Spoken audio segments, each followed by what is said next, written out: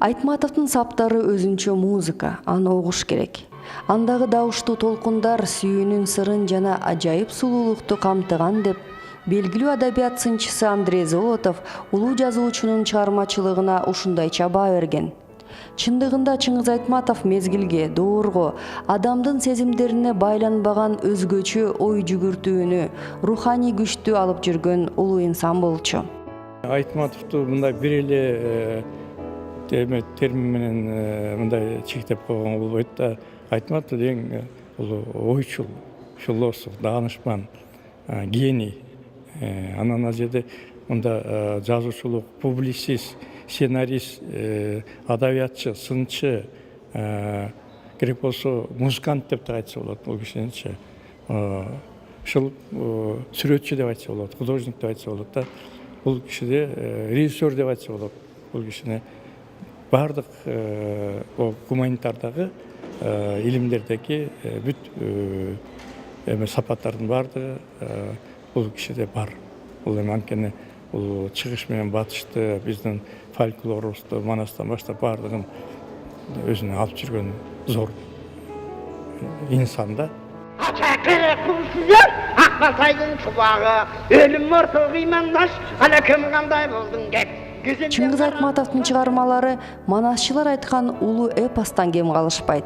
Анткени дүйнө эли Чыңгыз Айтматов аркылуу биз жөнүндө билип, кыргыздардын жашоо турмушу, руханий жана маданий байлыктары туурасында кабардар болду.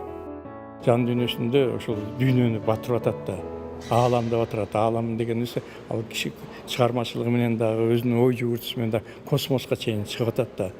Анан бир эле жер шарында эмес, ал жалпы планетардык масштабта ойлогон даанышман десек болот да. Ошон үчүн Айтматов ааламы деп атат. Анан биз Айтматов ааламын баарын эле таанып атабыз же таанып бүттүк деп айта албайм.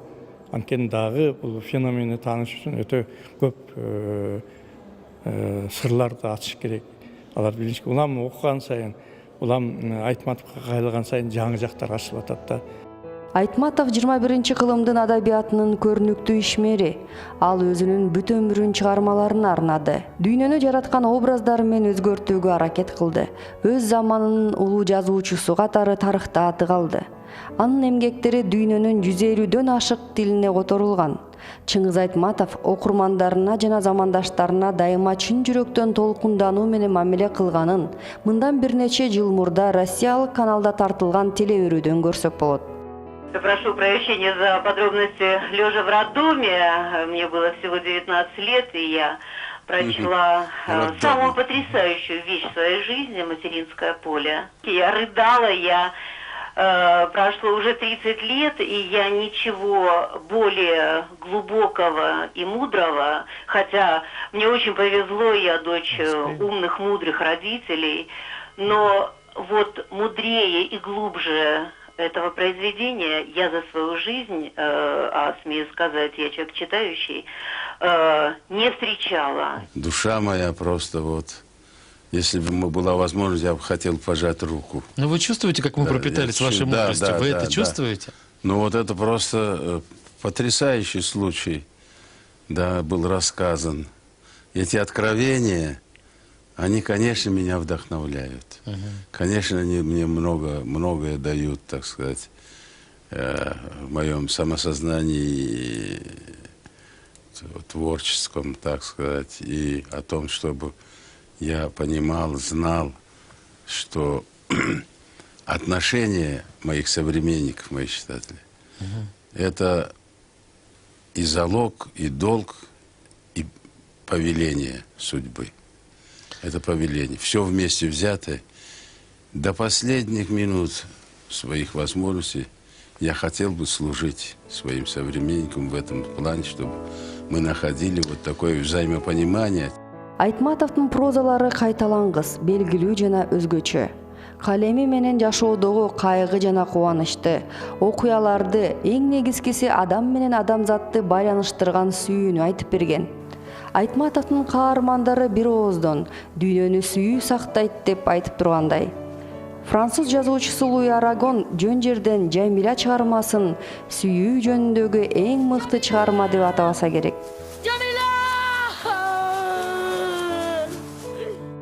20-кылымдын жашоо образына сугарылган Айтматовдун чыгармаларын ар кайсы улут сүйүп окуйт. Анткени анын тили бардыгына жеткиликтүү жана түшүнүктүү.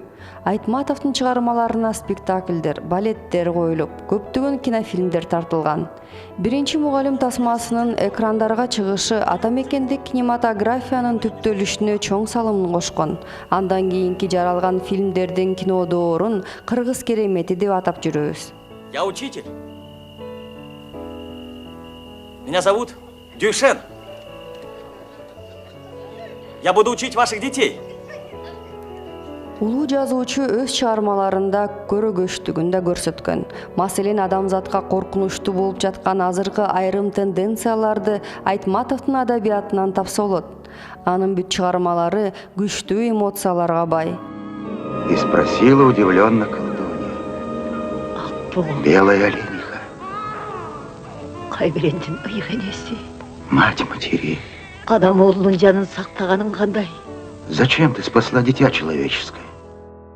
Президент Сооронбай Жээнбеков улуу жазуучу менен жакшы тааныш болуп, парламентте бир убакта чогуу иштешкен. Мамлекет башчысы үчүн Чыңгыз Айтматов элибизди, маданий баалуулуктарыбызды дүйнө жүзүнө тааныткан, кыргыз элинин байлыгы, жол көрсөткүчү.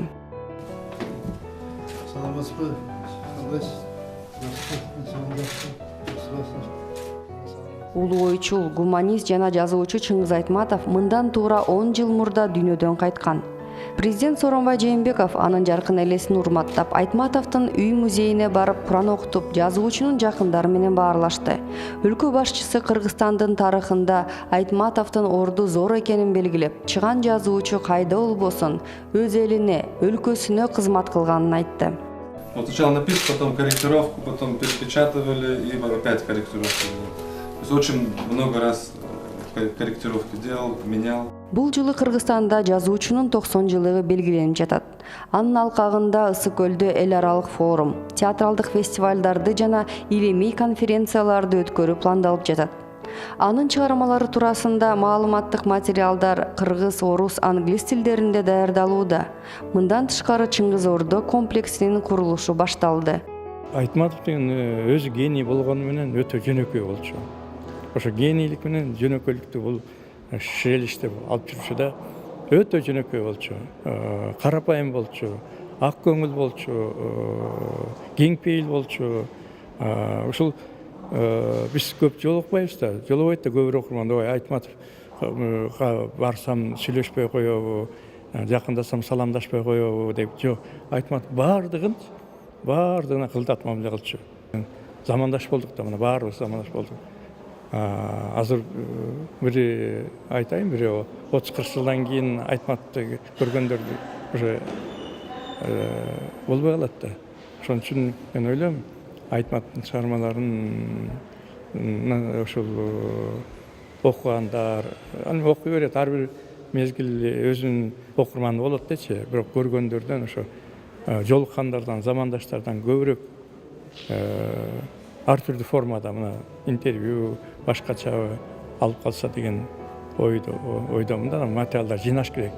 Айтматов дүйнөлүк адабиятка көркөм чыгармачылык катары эле эмес, руханий чоң бир дүйнө катары кирди.